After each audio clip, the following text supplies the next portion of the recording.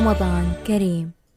Khairpur crime reporter علی گل کھوکھر، قائد ملت جعفریہ علامہ سید ساجد علی نقوی کی ہدایت پر پورے ملک کی طرح خیرپور میں بھی مرکزی القدس کمیٹی خیرپور کے زیر اہتمام القدس ریلی شیعہ تنظیموں کی جانب سے قصر حسینی امام بارگاہ محلہ علی مراد سے چھتری چوک تک نکالی گئی۔ ریلی سے مرکزی کمیٹی کے رہنماؤں نے خطاب کرتے ہوئے کہا کہ یوم القدس مظلوموں کی حمایت کا دن ہے۔ یوم القدس کسی خاص مسلک کا مسئلہ نہیں ہے بلکہ انسانیت کا مسئلہ ہے، ظالم اور مظلوم میں فرق کا مسئلہ ہے۔